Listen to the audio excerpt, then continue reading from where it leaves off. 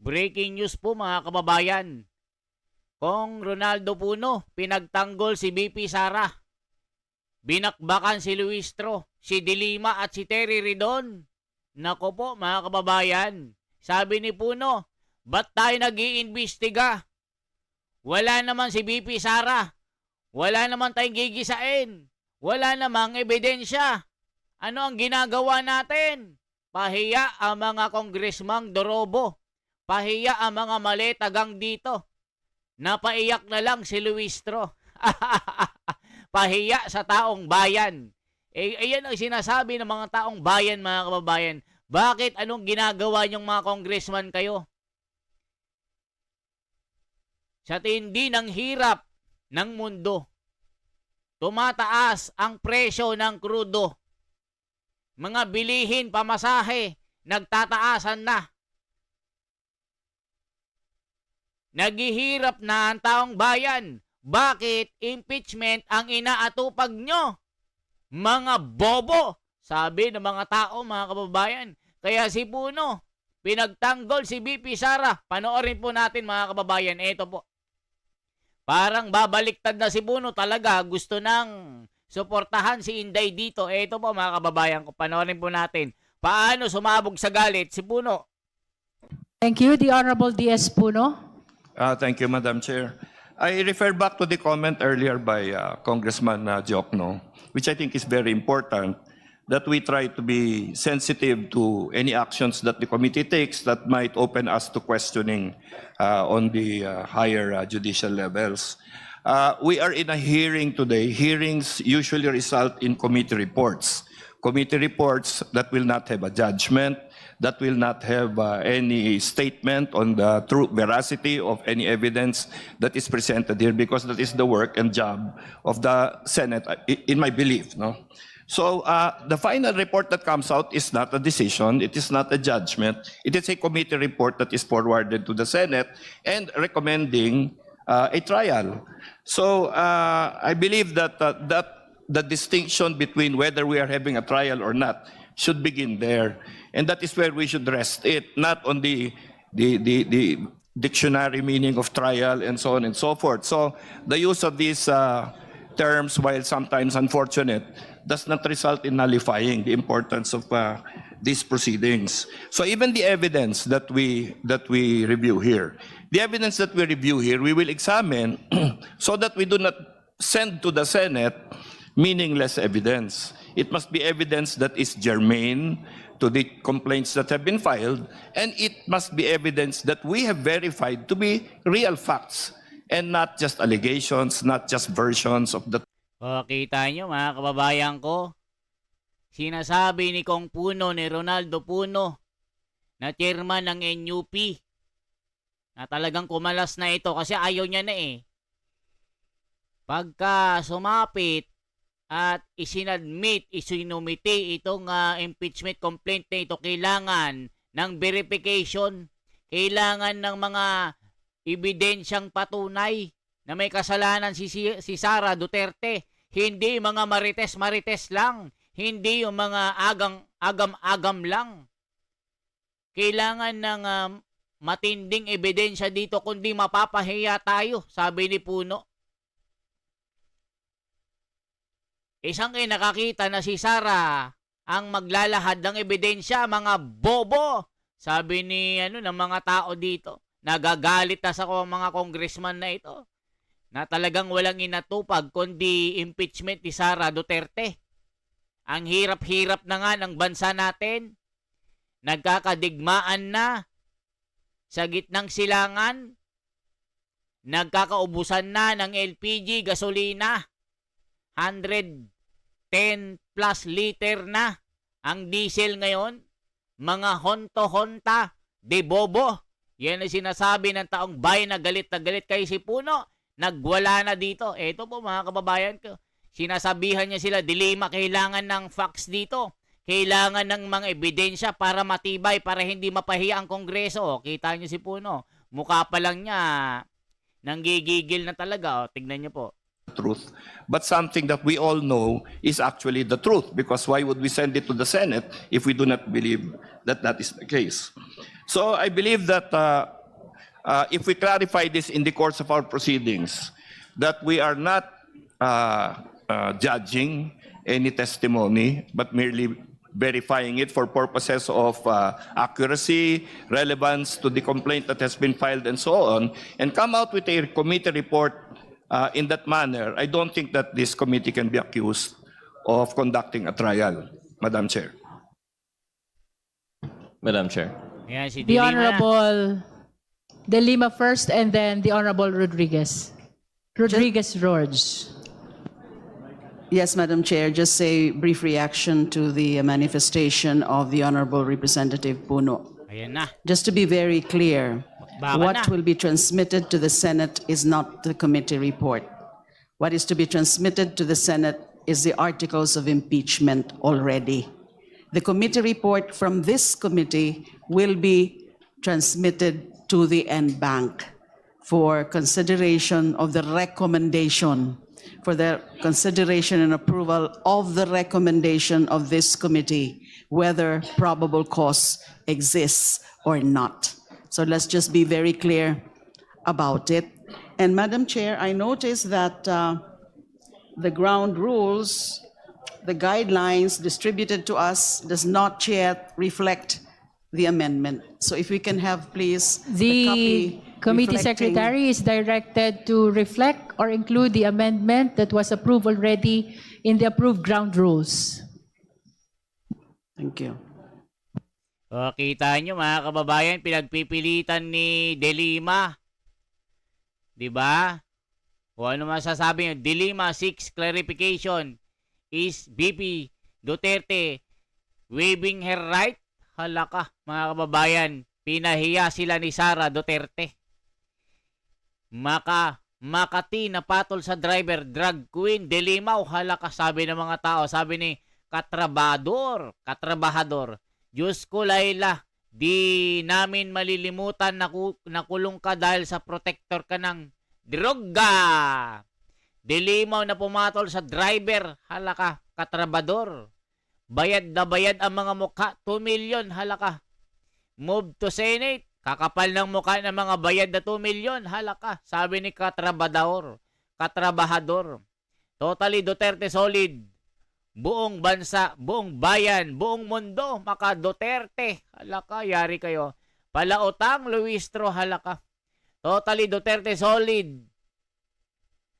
Kita nyo mga kababayan, puro Duterte ang sinasabi dito. Ayaw namin kay De Lima, hala ka. Ayaw namin kay Luistro. Mukhang utangera, hala ka, yari.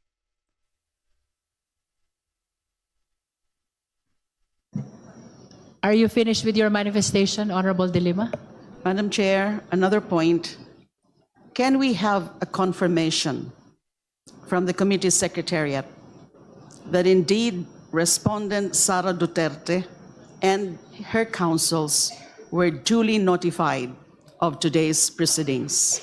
Second, if so, is there any communication or anything, a pleading, a communication filed or submitted to the committee secretariat saying categorically that they are not appearing in today's hearing or in today's proceedings? And another question is there also any communication or any submission made from their camp explaining the absence of respondent Sara Duterte? Because aside from the letter put on record by the Honorable Terry Ridon about questioning the proceedings under the erroneous premise that what is being conducted here is trial on the merits, there has been statements, pahayag, from Sara Duterte. I think this was circulated already to media. Let me just point out one important statement here. It's a pahayag from the Vice President of the Philippines, Sara Duterte, dated today, March 25. The second to the last paragraph says, naisumit ko na ang aking answer ad cautelam. Sa ngayon, wala nang dapat pang gawin ng komite, kundi ibasura ang mga reklamo dahil sa malinaw na kakulangan ng ebidensya. Is this an indication clear enough that she is waiving her right to participate in our proceedings? So is Mga kababayan, sumagot na dyan si Sara saka si Panelo. Sara is walk out on the impeachment proceeding today. And Sara Duterte and her legal counseling or legal counselor has not appearing to the Senate Congress impeachment hearing today. Kayong mga tangalista kayo, tumigil-tigil kayo. Kasi kayo din ang problema na isa na numero 1 ng bansa. Dahil sa inyo, bulag-bulagan kayo at talagang mga uto-uto. Pati 20 pesos sa bigas, umaasa kayo na natupad na. Krisis na nga, nagpapaniwala pa kayo sa amo nyo. Kay Auntie Claire, paniwalang-paniwala kayo na walang krisis sa gasolina. Hoy Auntie Claire, lumabas ka na sa garapon. Ikaw na lang ang hindi nakakaalam na may kakulangan na sa krudo. 'Di ba? Kayo ng amo mo, lumabas na kayo sa sa planetang kinapapaloobaan nyo ngayon. 'Di ba? Kayo na lang di nakakaalam. Kaya kayo namumura ng taong bayan eh. I just wish to have that On record. confirmation of the committee secretariat as to whether there's been any formal communication saying that they will not, whether she or by her counsel, will not participate in the proceedings before this committee henceforth. The committee secretariat is directed to report to the committee the fact of having sent the notice of today's hearing to the respondent and whether there is a communication or a document filed in relation to that invitation, as well as the same letter which was earlier manifested by the Honorable Ridon. And if there are any other documents received from the respondent, the committee secretariat is likewise directed to report to the committee. Wala na. Sinagot na nga kay ni Sara Duterte. Ang kukulit nyo eh. Ayun ang sabi ni Sara, ang kukulit nyo Kayong kukulit nyo talaga. Ito sabi, Sabi dito ni Marcoleta, Si Rep. Marcoleta, question ng House Justice Panel. Stick to the wording as stated in the rules. Saad ni Rep. Paulo Marcoleta kay House Justice Panel, Chair Jerbil Luistro sa pagdinig ng committee sa impeachment complaint versus Vice President Sara Duterte. O kita nyo dito mga kabayan. Ito ang sagot ni Sara Ito, nakakabwisit ang mga ito eh. O yan Tignan nyo mga kababayan, impeachment walkout. BP Sara hindi na haharap sa hearing sa House Representative. Di ba kayo nakakaintindi Dilima, Terry Ridon, Lewistro, Jerbil? Na utangera, magbayad ka muna ng utang mo. Sabi ni Sara Duterte dito. Ginigigil nyo ang taong bayan, ang taas-taasan ng presyo ng krudo. Naghihirap na mga Pilipino. Hindi na ma-afford ang gasolina. Tapos anong ginagawa nyo? Imbes sa tulungan nyo na mapababa ang krudo, anong ginagawa nyo? Hinahabol nyo si Sara. Kasi nga takot na takot kayong mga kawatan, kayong mga maleta boys kayo, mga maleta girls, na grupo niya sa Kongreso na talagang saksakan kayo ng kurap dyan. Yan ang sinasabi ng taong bayan. Mga kurap, puro kay Sara. Mga Huda Sestas. Diba mga kababayan ko? For transparency, for a better democracy, this is the Wonders Philippines. Mabuhay mga kababayan. Takot na takot lang kayo kasi kay Sara Duterte na maging Pangulo. Kasi pag si Sara na ang naging Pangulo ng Pilipinas, babalik sa kamay na bakal ang batas. Magkakaroon ng kakampi mga Pilipino pero ngayon wala. Injustice ang nangyayari. Okay po? Yan lamang po ang ating balita. Sumasabog, pahiya si Dilima kay Sara Duterte. Kung puno, pinagtanggol si Sara. Ito, impression ko lang dito ha. Ewan ko sa inyo kasi yun ang pagkakaintindi ko. Kasi kini-question ni Ronaldo Puno, walang sapat na ebidensya ang Kongreso para impeach si Sara. Kailangan pag ipinasa na sa Senado, malinaw ito. May mga sapat na ebidensya na ipapakita, hindi mga marites lang. Okay? Mabuhay po. Shout out to you, Gaspar Beltran ng Cebu at sa lahat ng mga kababayan natin. Basa nga tayo ng ilang mga komento na patuloy na nanonood sa atin. Ayan, Gaspar Beltran ng Cebu. 22 hours. Good morning po, brother watching from Pandan Extension. De Calao, Chao, Coron, Calamian District, Emil Dapacon. Diba? Ayan ang mga natin, nanonood sa atin, mga kababayan ko. Diba? Oh, ano masasabi nyo? Kay Dilima, kay Terry Ridon, kay Luistro, na talagang walang ginawa kundi habulin si Sara. Okay po, mga kababayan? Salamat po ng marami.